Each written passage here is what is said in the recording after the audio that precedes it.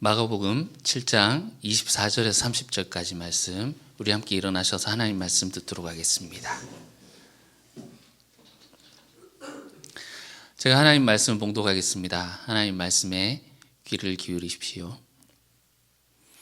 예수께서 일어나사 거기를 떠나 두로 지방으로 가서 한 집에 들어가 아무도 모르게 하시려 하나 숨길 수 없더라. 이에 더러운 귀신 들린 어린 딸을 둔 한 여자가 예수의 소문을 듣고 곧 와서 그 발 아래에 엎드리니, 그 여자는 헬라인이요 수로보니게 족속이라. 자기 딸에게서 귀신 쫓아내 주시기를 간구하거늘 예수께서 이르시되 자녀로 먼저 배불리 먹게 할지니 자녀의 떡을 취하여 개들에게 던짐이 마땅치 아니하니라. 여자가 대답하여 이르되 주여 옳소이다마는 상 아래 개들도 아이들이 먹던 부스러기를 먹나이다. 예수께서 이르시되 이 말을 하였으니 돌아가라, 귀신이 내 딸에게서 나갔느니라 하시매, 여자가 집에 돌아가 본즉 아이가 침상에 누웠고 귀신이 나갔더라. 아멘.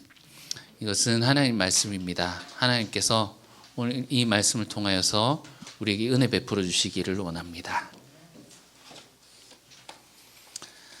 예수님이 제자들을 배를 태워주셔서 이방 땅 베세다로 보냈는데 풍랑 때문에 실패했죠. 그 원인이 떡 떼시던 일을 기억하지 못하고 그 마음이 둔해졌더라고 했습니다. 그래서 이 마음 주제, 떡 떼는 주제가 이어지는 것이 논쟁 이야기였죠. 바리새인들과 서기관들이 씻지도 않은 손으로 떡을 먹습니까? 라고 했더니 예수님께서 그건 너희 마음 문제다 하고 지적해 주셨지 않습니까? 그리고 이제 오늘 본문으로 들어가게 되는데, 예수님이 드디어 이제 거기를 떠나 유대 땅을 떠나신 거죠. 두로 지방 이방인 땅에 진입하셨습니다. 한 집에 들어가셨는데 아무도 모르기를 바라셨으나 예수님이 가장 못하시는 것이 숨바꼭질 같습니다. 예수님 숨으려고 막 하시는데 한 번도 성공하시는 것을 본 적이 없죠. 혼자 있으셔서 숨으려 하실 때마다 사람들이 어떻게 알았는지 귀신같이 찾아옵니다. 오늘도 한 여인이 예수님께 찾아옵니다. 소문을 듣고 왔다고 하죠. 우리 3장 7절에서 8절에서 그 갈릴리 입으로 넘어올 때, 그때 예수님이 이렇게 계시는데 사방에서, 유대 땅뿐만이 아니라 이방에서도 소문을 듣고 왔었다라는 그 장면을 우리가 보았습니다.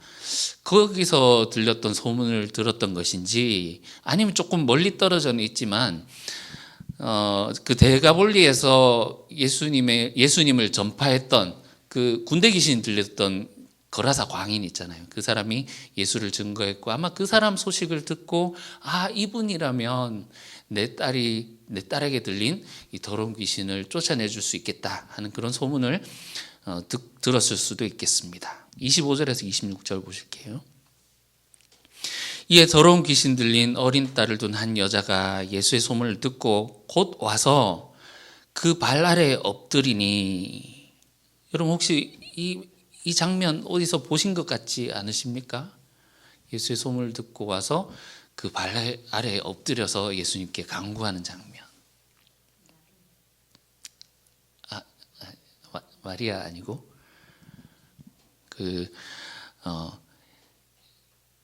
유대 땅에서 우리 딸 살려주십시오 하면서 했던 야이로. 생각나시죠? 야이로가 예수님께 와서 발 앞에 엎드려서 간청했지요. 내 딸을 살려주십시오.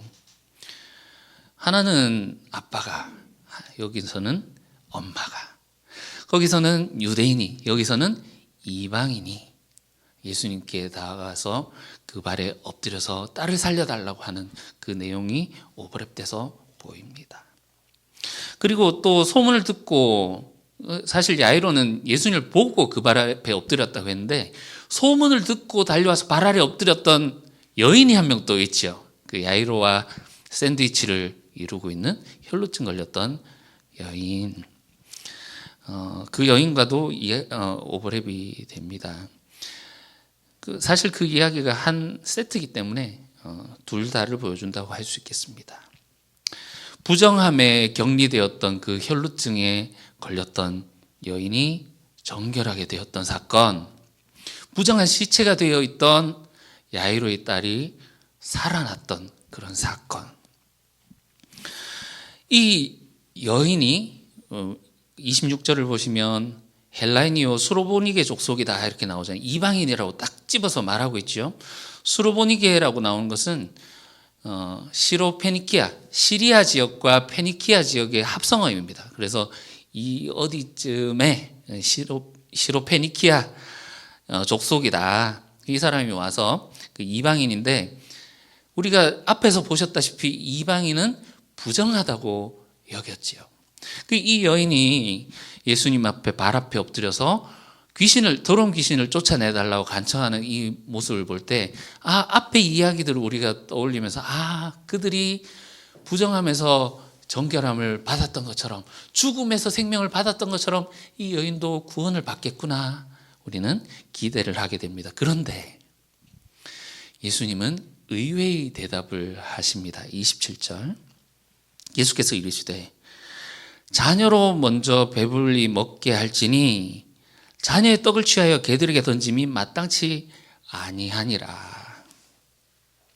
여기 자녀라는 것은 유대인을 말하는 것이지요. 그리고 개들은 당연히 이방인을 말하는 것이겠습니다.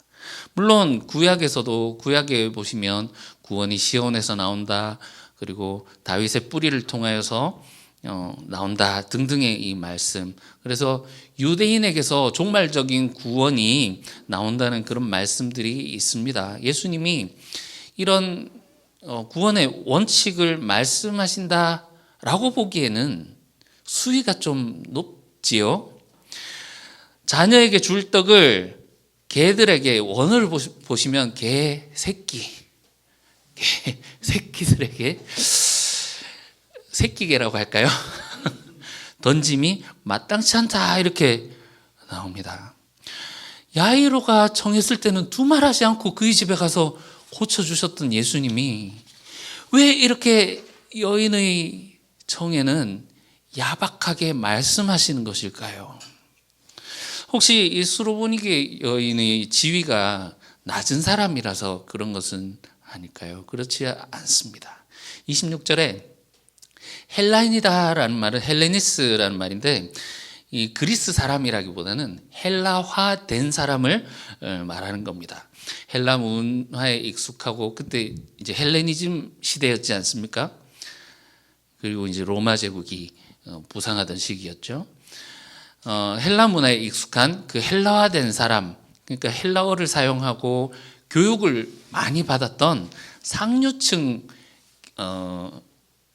상류층이었고, 대부분 시골보다는 도시에 사는 어느 정도 이제 수준이 있는 그런 사람을 가리키는 말입니다. 특히나 이제 또 30절 보시면 고침을 받고 아이가 침상에 누워 있다라고 나오는데, 이 침상은 중풍병자를 날랐던 그런 거적대기가 아니고 귀족들만 이렇게 앉을 수 있는, 누울 수 있는 그런 고급 침상을 말하는 거거든요. 그러니까 이 여인의 지위가 어떠한지도 우리가 볼 수 있습니다.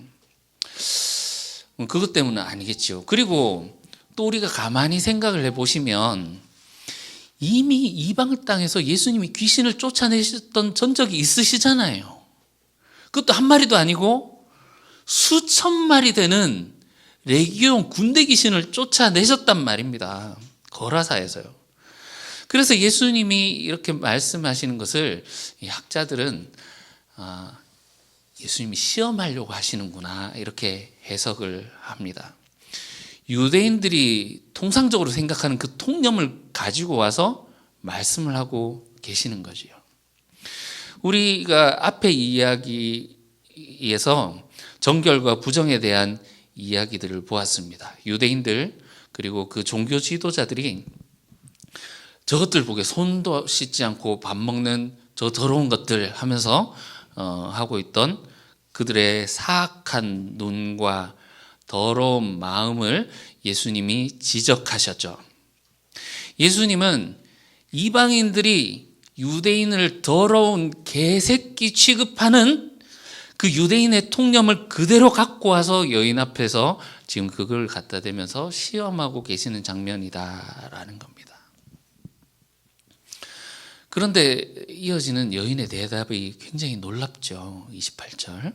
여자가 대답하여 이르되 주여 올소이다마는 상 아래 개들도 아이들이 먹던 부스러기를 먹나이다. 우리가 이 본문을 묵상하면서 제목을 정한다면 개가 되어도 좋사오니 이 정도로 정하면 좋을 것 같지 않습니까? 여인의 간절함을 생각하면서 이렇게 간절한데 개가 된들 어떠하리? 주님 앞에서 겸손히 나아가야 되겠다, 이렇게 적용하려고 할 것입니다. 그런데 이 부분이 더 놀라운 것은 이 여인의 겸손함보다 이 여인이 예수를 이긴 유일한 사람이다 라는 점입니다. 어떻게 보면 이건 논쟁이지 않습니까? 여러분, 논쟁 이야기에서 예수님이 진 적이 있던가요? 예수님이 진 적은 한 번도 없었습니다. 이 여인은 예수님이 제시한 그 유대인들의 통념을 깨어 부수는 게 아니라 그거는 그대로 가지고 있지만 그 방향을 틀어서 그 개를, 집 밖에 있는 그 개를 집 안에 있는 개로 바꾸어 놓음으로써 예수님의 집 안에 들어가는 첫 번째 이방인이 되었다라는 사실 때문에 이 본문이 놀라운 것입니다. 오늘 이야기는 집 안에 들어가는 이야기다라는 것이지요. 여인과 그 딸이 예수님의 집 안에 들어가는 자격을 획득하게 되었다라는 것입니다. 들어가서 예수님이 나눠주신 그 떡을 먹게 되었다라는 이야기라는 겁니다. 집에 들어가는 이야기라면 우리가 3장 27절을 빼놓고 얘기를 할 수가 없겠습니다. 3장 27절 어떤 내용입니까? 사람이 집을 강탈하려면 먼저 집 안에 있는 강한 자를 제압해야 된다라는 말씀이죠. 자, 우리가 지금까지 이 마가복음 말씀을 읽어오면서 3장 27절을 통해서 보았던 구절들이 상당히 많이 있는데, 그동안 집 안에 있는 강한 자는 누구를 상징했습니까? 네? 집 안에 있는 강한 자. 예수님이 선포하셨잖아요. 하나님 나라가 왔다. 이 땅 가운데 하나님 나라가 왔는데 그 집 안에 또아리를 틀고 있는 마귀, 사탄이죠. 그죠? 사탄을 먼저 제압하고, 그리고 나서 예수님이 더 강한 자로 오셔서 그 집 안에 있는 것들을 강탈하고 그 안에 있는 사람들을 구원하시는 장면들을 우리가 보았지 않습니까? 집 안에 있는 자는 누구였죠? 강한 자는 사탄이었죠. 그리고 더 강한 자, 그 강한 자를 제압하는 더 강한 자는 예수님이었습니다. 그런데 오늘 본문을 보십시오. 이 그림이, 제가 보고 있는 그림을 같이 보실 수 있으면 좋겠습니다. 오늘 본문에서 집 안에 있는 강한 자는 누구입니까? 우리 24절부터 읽어보셨죠? 예수님이 한 집에 들어가 계시잖아요. 집 안에 있는 강한 자는 누구입니까? 예수님이지요. 여인이 더 강한 자로 예수님을 제압하고 이긴 겁니다. 놀랍지 않습니까? 지금 이 여인은 귀신을 쫓아내달라고 예수님께 찾아왔지 않습니까? 그죠? 그런데 분명히 축기 기사입니다. 그런데 귀신이 나오지 않지요. 3장 27절을 통해서 오늘 본문을 보니까 귀신이 누군지 보이십니까? 귀신이 누구입니까? 예수님이 귀신이지요. 예수님이 귀신 역할을 자처하신 겁니다. 무엇으로요? 유대인의 통념을 그대로 가지고 오심으로써 이게 귀신 들린 거다라는 것을 보여주시는 거죠.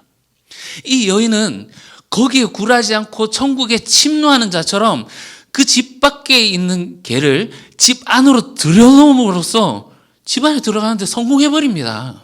예수님 뭐라고 말씀하십니까? 29절, 네가 이 말을 하였으니 돌아가라. 구원받았다라는 말씀이죠. 귀신이 떠나갔다. 우리는 이 장면에서 귀신이 들렸다는 것이 무엇인지 배우게 됩니다. 예수님이 귀신 역할을 자처하셨다.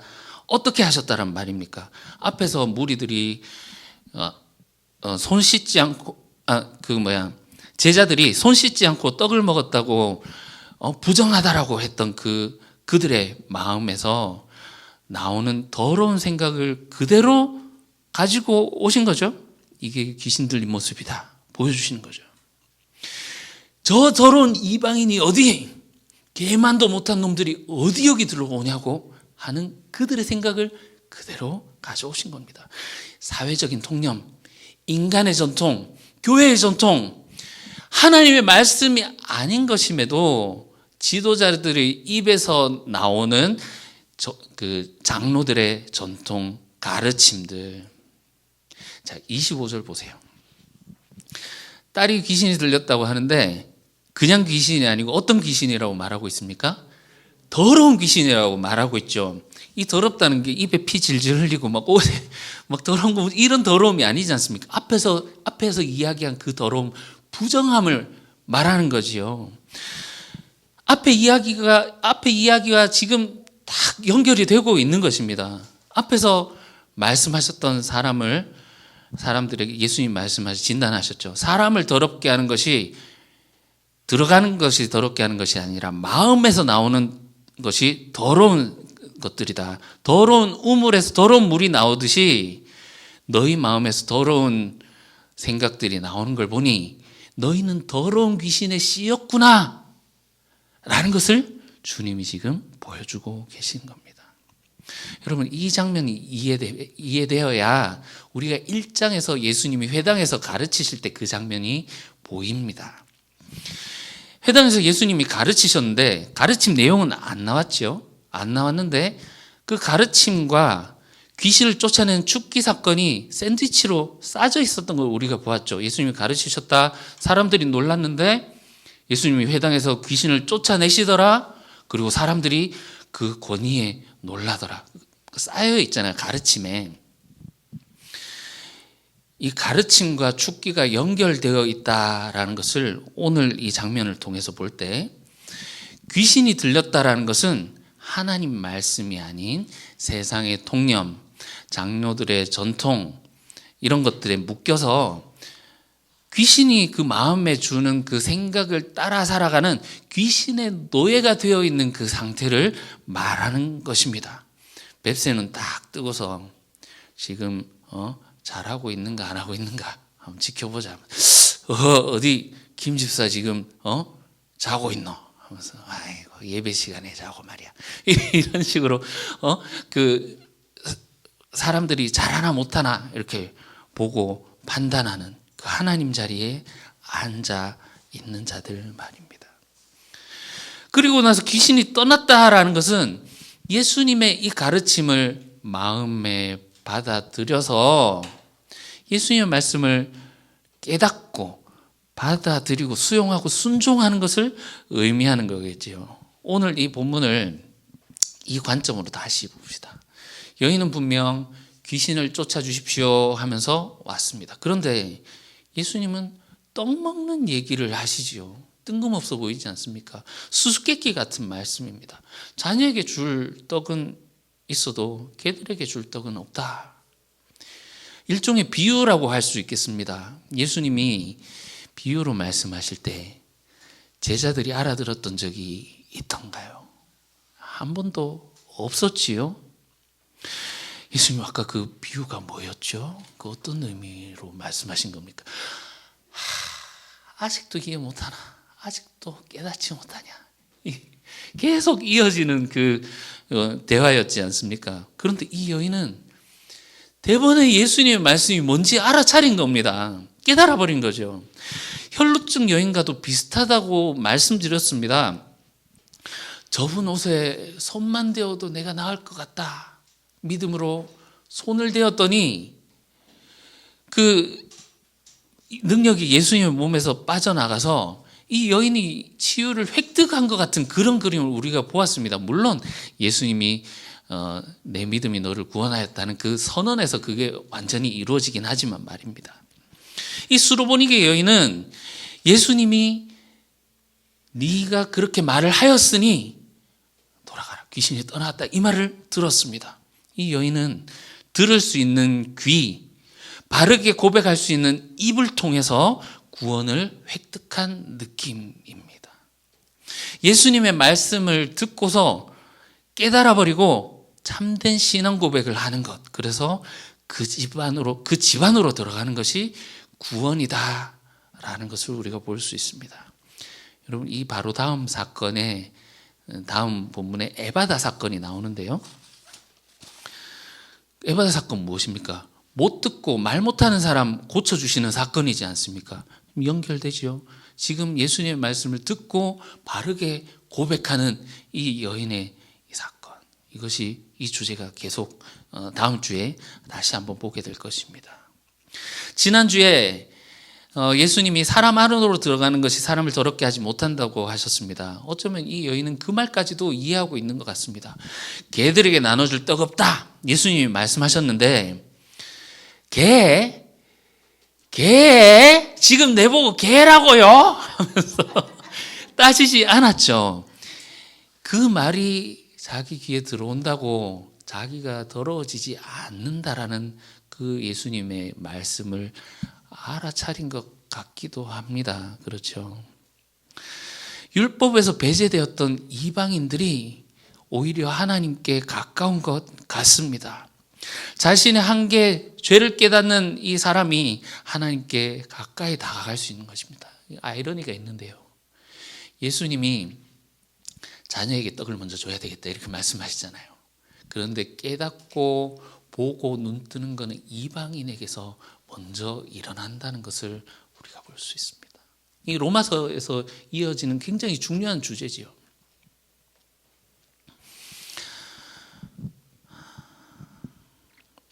자기 한계, 죄를 깨닫는 사람이 하나님을 만나기가 더 쉽고 하나님께 더 가깝다라는 겁니다.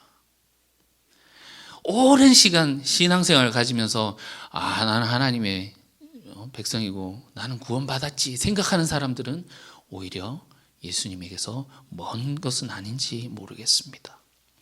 내가 하나님의 언약을 받은 아브라함 자손이야 하면서 예수님 말씀하실 때 유대인들은 그렇게 반응했었지 않습니까? 그들은 구원을 베푸신 하나님 자리에 지금 앉아 있는 거예요. 하나님 자리에 앉아서 나는 구원 하면서 나에게 구원을 베풀고 있는 거지요. 그들은 하나님 자리에 앉아서 사람들 심판하고 정죄하고 심지어 하나님이 오셨는데도 도끼는 뜨면서 지금 어디 율법을 어기고 있느냐 하면서 예수님을 정죄하고 있지 않습니까? 놀랍게도 이 여인은, 수로보니게 여인은 마가복음에서 예수님을 주님이라고 고백한 유일한 사람입니다. 유대인도 아닌 이방인이요. 그것도 여자가요. 너는 개에 불과하다라는 말씀에 맞습니다, 주님 고백하지요. 29절에 주님이라는 고백이 무엇을 의미하는 겁니까? 당신이 나의 모든 주권을 가지신 분입니다. 내가 비록 개 같은 존재라고는 하나 제 모든 것이 당신께 달려 있습니다. 주님 드리겠습니다. 나를 알아서 하십시오 라는 고백이지 않겠습니까? 이 여인이 이렇게 들을 수 있는 귀와 말할 수 있는 입으로 구원을 받게 되었습니다. 오늘 본문을 씨 뿌리는 비유와 연결지어서 생각해 보면 이 말씀이 떨어질 때 우리의 현실이 어떠하다라는 것을 그 말씀을 보면서 알아차리는 것, 그것을 깨닫는 것, 그것이 구원이라고 할 수 있겠습니다. 사람을 더럽게 하는 것은 마음에서 나오는 것들이다. 그 마음 속에 마귀가 주인되어 있는 그런 상태. 그래서 우리가 마음대로 살아간다라고 생각을 했지만 알고 보면 마귀가 주는 더러운 생각에 이끌려서 살아가고 있던 그런 상태. 그래서 그 씨가 열매 맺지 못하고 있는 상태였구나 알아차리는 것. 그럼 어떻게 해야 되는가? 주인을 바꿔야죠. 마귀가 주인 된 상태에 그 자리에서 떠나서 예수님을 주인으로 모신 자리로 가서 주님이 주신 그 말씀으로 살아가는 것, 그 말씀이 나를 이끌도록 하는 것, 그것이 그 말씀이 결실하는 그런 자리이지 않겠습니까? 이 여인이 그것을 깨달은 것입니다. 주님의 말씀이 나를 이끄소서, 당신이 나의 주인이십니다. 내어드리는 것, 이것이 예수님이 나누어 주신 그 떡을 먹는 것이고 이것이 구원 아니겠습니까? 여인의 딸에게서 더러운 귀신이 떠났습니다. 앞문맥에서 정결과 부정에 대한 논쟁들이 있었는데 이 여인은 더러운 개 취급받던 이방인이었고 더러운 귀신 들린 딸을 가진 사람이었고 더럽다 취급받던 여자였습니다. 그러나 더러운 귀신이 떠남으로 너는 이제 정결하다, 깨끗함을 받았다라는 판결을 받은 것이지요. 그래서 이 30절을 보시면 여자가 집에 돌아가 본즉 아이가 침상에 누웠고 귀신이 떠나갔더라고 나오는데 그래서 이 정결과 부정의 논쟁이 이제 마무리가 된 겁니다. 너는 이제 깨끗하다. 누구도 너를 부정하다고 정죄할 수 없다. 예수님이 그렇게 선언하신 거라고 볼 수 있겠죠. 이 30절에 나오는 이 장면이 단지 그냥 이제 치유했다라는 그런 장면으로 볼 수도 있지만 밥 먹을 준비가 된 그림으로 우리가 볼 수 있습니다. 5,000명을 먹이시는 그 장면에서 오병이어 사건에서 6장 39절에 40절 보시면 예수님이 푸른 잔디에 사람들을 앉게 하셨다라고 하셨는데 그때 제가 설교에서 잠깐 언급했었는데 기억하실지 모르겠습니다. 우리나라 성경의 번역에는 나와 있지 않지만 사람들을 눕히셨더라 이렇게 되어 있거든요. 유대인들은 정찬할 때 이렇게 비스듬히 누워서 이렇게 먹는 거 아시죠? 그러니까 먹을 준비를 하는 게 누워있는 자세입니다. 상류층의 사람들은 침상에 누워서 먹었다고 하거든요. 여인의 딸에게서 귀신이 떠나고 이들은 예수님이 식탁에 참여할 준비가 되어 있는 겁니다. 밥 먹을 준비가 된 거죠. 우리 다 다음 주에 보실 건데 다음 주에 에바다 사건에서 사건을 보시고 그 다음 주에 이방인을 먹이시는 칠병이어 사건, 거기에 이제 이방인들이 떡을 받아먹게 되는 그 예수님 식탁에 이방인도 동참하게 되는 것을 보게 될 것입니다. 마지막으로 하나만 더 살펴보겠습니다.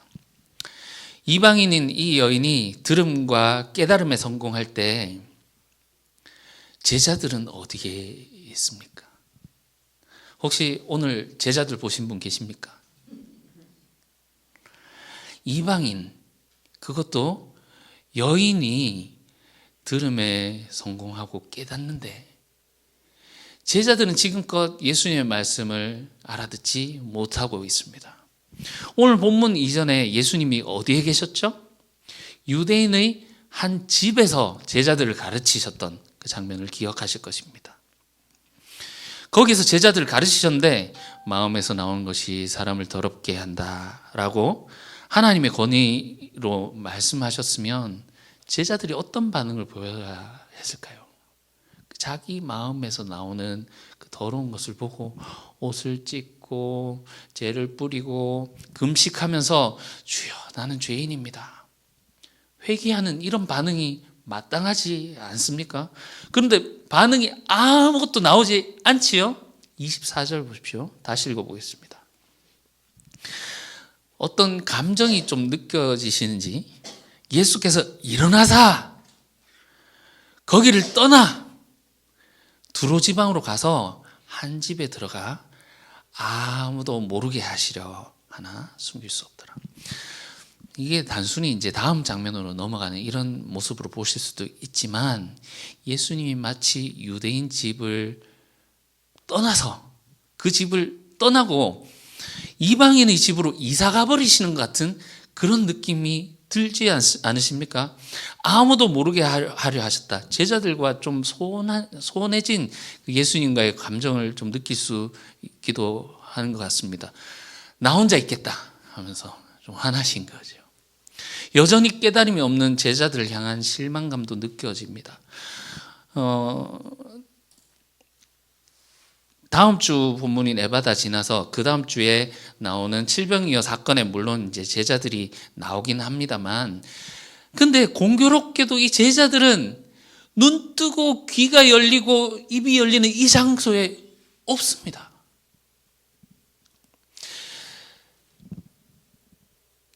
우리가 마가복음에서 집이 어떤 의미를 가지는지 보아왔습니다.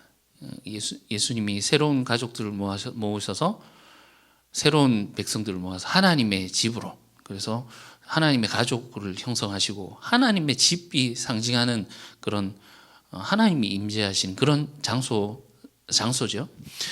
예수님은 타락한 이스라엘의 집을 떠나셔서 이방 땅의 한 집으로 들어가십니다. 이것은 마치 에스겔 11장을 보는 것 같습니다. 에스겔 보시면 하나님이 에스겔의 머리채를 이렇게 붙들고 다니면서 쭉 끌고 다니면서 봐라 하면서 북이스라엘과 남유다의 죄악들을 목도하게 하십니다. 이게 봐라. 그러면서 이스라엘은 끝났다. 내가 예루살렘을 심판하겠다 말씀하시거든요. 에스겔이 막 그걸 보고 분해가지고 가서 하나님의 말씀을 전하지만 결국 이스라엘은 그 말을 거부하고 받아들이지 않고 회개하지 않습니다. 결국 에스겔 11장에서 하나님의 영이 성전을 떠나시는 그런 장면이 나옵니다. 마치 그런 장면 같지 않으십니까? 우리는 앞서서 예수님이 마치 모세처럼 새로운 모세로서 새로운 출애굽을 행하시는 분으로 보아왔습니다. 출애굽, 탈출, 어디서부터 탈출하는 것입니까? 통상 첫 번째 출애굽은 이집트, 애굽으로부터 탈출하는 그것을 말하고, 두 번째 출애굽은 이스라엘이 바벨론으로부터 사로잡혀 있던 그곳에서 이제 나오는 것을 두 번째 출애굽이라고 보통 칭합니다. 그럼 예수님이 행하신 이 새 출애굽은 어디로부터 탈출하는 것입니까? 타락한 이스라엘로부터 탈출하고 계시다는 사실을 우리가 보아야 됩니다. 우리는 이제 뒤에 마가복음 13장 1절에서 예수님이 성전을 나가시는 장면을 그때서 제대로 보게 될 텐데, 그것을 암시하는 장면이라고 볼 수 있겠습니다. 악독 12가지, 이스라엘의 파멸을 선언하시고 그 이스라엘로부터 탈출하고 계시는 것입니다. 그리고 더러운 개처럼 여겼었는데 이방인들을 오히려 그 이방 땅에 가서 거기서 구원을 행하시고, 거기서 예수님을 알아보고 깨닫는 자들, 그들을 부르셔서 거기서 새로운 백성을 모집하고 계시더라는 거죠. 이렇게 새로운 백성들을 모아서 어디로 가고 계시는지, 지금 예수님의 여행길을 우리가 보고 있지 않습니까? 예수님이 어디로 가고 어디를 향해서 가고 계십니까? 예수님이 오병이어 사건 때, 그 사건이 끝나고 나서 제자들에게 어디로 가라고 하셨죠? 벳세다로 가라고 하셨습니다. 왜 벳세다입니까? 그곳은 맹인이 눈을 뜨는 장소이기 때문에 그렇습니다. 제자들은 지금 보아도 보지 못하고 들어도 듣지 못하는 그 상태에 있습니다. 4장 10절에서 12절에 비유로 말씀하심을 외인들에게는 보아도 보지 못하고 들어도 듣지 못하게 하려 하십니다 말했고, 보고 듣고 깨닫는 자가 진정으로 안에 들어오는 내부인이다 말씀하셨는데, 지금 이 제자들은 어디에 속해 있습니까? 떡됨의 의미를 깨닫고 있지 못하다라는 겁니다. 벳세다에서 예수님이 맹인의 눈을 뜨게 하실 것인데, 거기로 가라, 빨리 가서 눈 떠라, 눈 뜨고 귀가 열리고 너희의 입이 열려야 되겠구나, 그곳으로 보내고 계신 것이지요. 여러분, 오늘 수로보니게 이방 여인이 예수님의 말씀을 듣고 깨달은 것처럼, 우리 다음 주에 보실 에바다 사건에서 귀가 열리고 입이 열리는 것처럼, 예수님은 지금 벳세다를 향해서, 눈이 열리는 그곳을 향해서 우리를 보내고 계시는 것입니다. 이 벳세다를 향한 여정은 단순히 이방 선교를 하러 가시는 그런 장면으로 보면 안 됩니다. 예수님이 새 출애굽을 행하신 것은 타락한 이스라엘로부터 탈출하신 것입니다. 여러분, 이 사실이 얼마나 두려운 일입니까? 대림절이지 않습니까? 예수님을, 다시 오실 예수님을 기다린 것처럼 이 당시의 사람들도 하나님이 오실 것을 기다렸는데, 그 하나님이 오시더니 보시고 거기로부터 사람들을 데리고 탈출하신다면, 그리고 그들에게 심판을 선포하신다면 이 얼마나 두려운 일입니까? 예수님이 새 출애굽을 행하신 것은 이 타락한 이스라엘로부터 나오는 것이고, 거기에서 유대 광야에서 예수님이 떡을 떼어 주셨는데 5천 명이 그것을 받아 먹긴 했었습니다. 그러나 거기에 그들의 반응, 회개나 믿음에 대한 이야기가 전혀 나오지 않지요. 떡 대시던 의미를 깨닫지 못하는 자들은 구원에 동참할 수 없다라는 이야기입니다. 그것은 예수님이 보여주시는 계시적인 사건이지, 이 자리에 구원을 전해줬으니까 이제 전하지 않은 곳에 가서 떡 떼어줘야지 하면서 이방 땅에 가서 떼어주시는 것이 아니라는 겁니다. 오늘 대림절 세 번째 주를 맞이해서 우리에게 주시는 말씀에 귀를 기울여 들으면 좋겠습니다. 여러분, 우리가 주님의 오심을 기다리면서 준비하고 있는데, 오시는 주님이 우리의 편이 아닐 수도 있습니다. 사실 이 표현 자체가 잘못된 거죠. 우리가 주님이 우리 편이길 기다리는 것 자체는 잘못된 신앙입니다. 우리가 주님의 편에 서야 되는 것이죠. 주님께 속해야 하는 것입니다. 이스라엘 백성들이 하나님이 자기들 편으로 오심을 기다리면서 성전에서 열심히 예배하고 찬양했지만, 주님이 와서 보시고는 성전을 떠나버리십니다. 그곳에서 출애굽하셔서 새로운 백성들을 모으십니다. 어떤 자들을요? 주님의 말씀을 보고 듣고 깨닫는 자들을요. 오늘 수로보니게 여인의 딸에게서 귀신이 떠났다라는 것은 구원을 받았다라는 의미입니다. 어떻게 이 여인이 구원을 받게 되었습니까? 예수님의 말씀을 듣고 깨달음으로, 그리고 그것을 수용함으로, 그 예수님이 이야기에 동참함으로 구원을 받게 되었습니다. 더러운 귀신을 주인 삼아 그가 주는 생각을 받아 살아가는 삶에서 예수님을 주님으로 고백하고 주님으로 모시면서 주님이 주시는 떡을, 그 말씀을 받아 먹으면서 살아가는 그 자리로 옮겨지는 것, 그것이 구원이다라는 것이지요. 우리의 삶이 비록 식탁 아래서 주인이 던져주는 떡을 먹는 개와 같은 그런 처지와 같을지라도 우리가 주님이 주시는 떡을 사모할 수 있는 우리가 되면 좋겠습니다. 대림절 세 번째 주를 맞이해서 주님이 주시는 이 말씀을 사모하며, 주님이 말씀을 주실 때 순종함으로 주님이 오심을 준비하며, 깨달음 가운데 주님을 주님으로 모시며 살아가는 저와 여러분들이 되시기를 주님의 이름으로 축원합니다. 기도하겠습니다. 주님은 이 세상을 말씀으로 빚으셨습니다.